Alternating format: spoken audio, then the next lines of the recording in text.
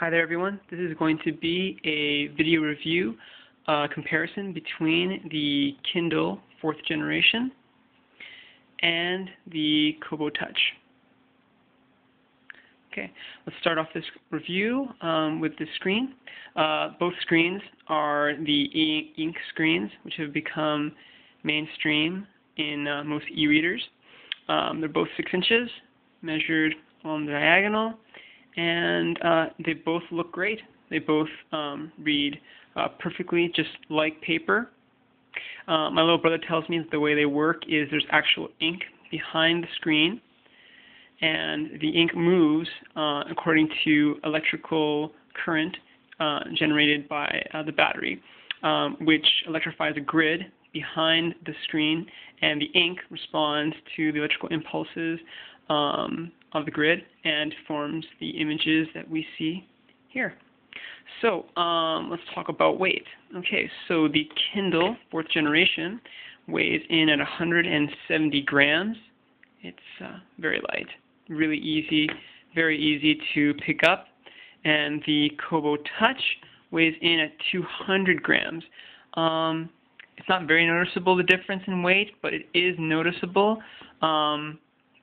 Both readers weigh about the same as your average novel, maybe even lighter than your average novel. Certainly it's not a problem. I've actually read both while in bed and no problems with either. So let's talk a little bit about formats supported. So this definitely is a selling feature for Kobo, I think. Well, the Kindle supports the Kindle proprietary book format.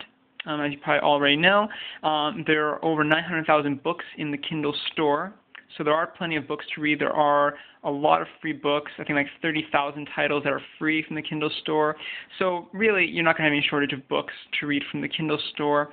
The Kindle 4th generation does also support borrowing books from the library, but only in the United States as far as I'm aware right now. Now, the Kobo has its own proprietary store, the Kobo store. However, it also supports EPUB. That means that any book that is in the EPUB format can be read with the Kobo Touch. Actually, I might be wrong. It might be EPUB might be the format that Kobo actually uses itself.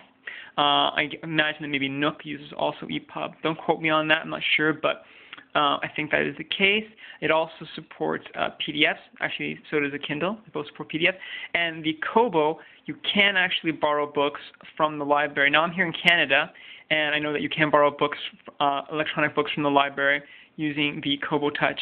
I don't think that's the case with the Amazon Kindle from what I've read on the internet, although I have not tested that feature yet.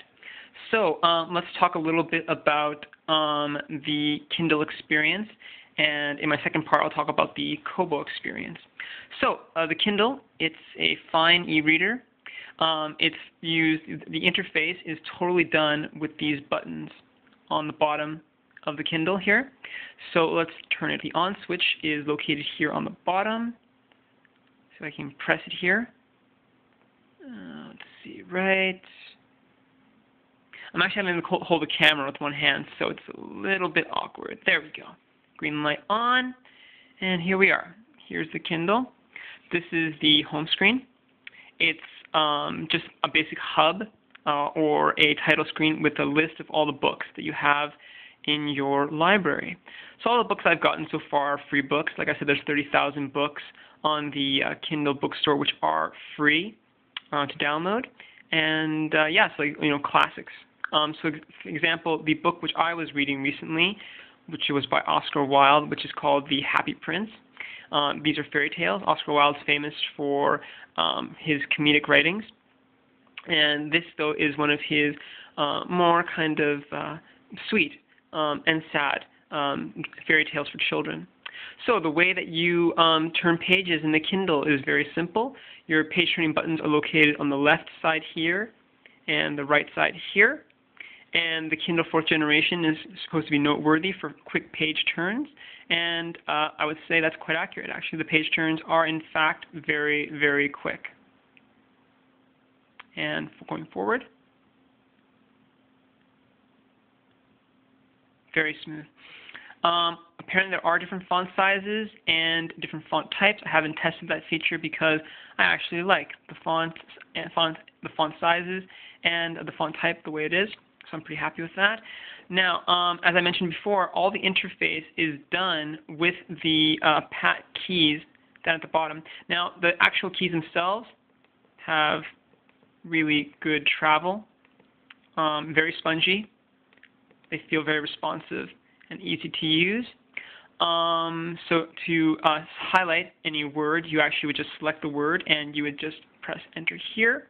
And as you can see here, actually dictionary definitions are offered on a constant basis. As you go from word to word, you get new dictionary definitions, which is extremely cool.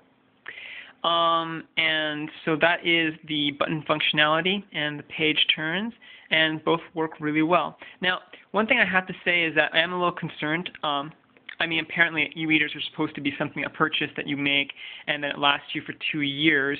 But you have to press the buttons a lot to use the e-reader, and I am concerned that the buttons would eventually wear out because you do press them a great deal. I haven't heard this being an issue, so that's just one of my own thoughts personally. But I imagine it probably isn't too much of an issue, and it is only $110 here in Canada. I think it's the same price in the States.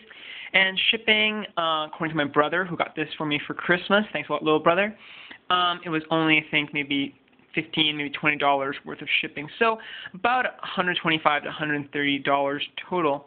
Now, the one feature that really does bother me quite a bit about the Kindle is the keyboard. So past Kindles have had a keyboard, a physical keyboard that you could type on the screen. The Kindle 4th generation opted for an on-screen keyboard, but the way that you interact with it is through the keypad again, and it is really, really slow.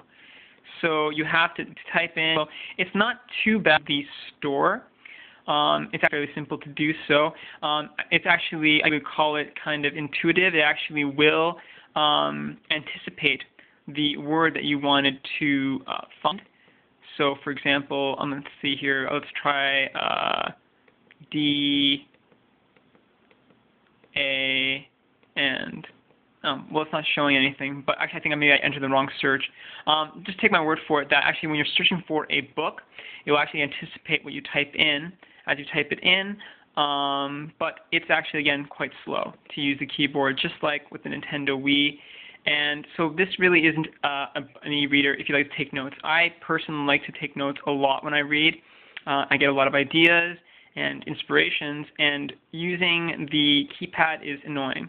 Another thing that using the keypad is annoying for is when you're going to highlight a word, for example. When you're reading a book, you're going to highlight a word, and to do so you have to just go through the cursor. So I found myself a lot when I was using the Kindle trying to touch the screen to get it to work. Oh yeah, I want to highlight this word. I want to look at the definition of this word. No, I have to use the cursor to go through every single word, and it is quite slow and quite cumbersome. So my little brother points out that reading a book isn't supposed to be a note-taking exercise, but I love to take notes when I read books. So, and also I like to select words quickly. I like to, basically speaking, I find the buttons kind of slow, cumbersome, and in my personal opinion, I think that touch is the way of the future for the next generations of e-readers and basically all devices. Minority Report and Avatar, here we come. That's the future. So buttons are fine. They do the job fine. Page turns are fine. Everything is good. It's a very good e-reader, but I have to say the buttons really do bother me for the e-reader. So my next part, my review, is going to be about the Kobo Touch. Thank you very much for watching, and part 2 is coming right up.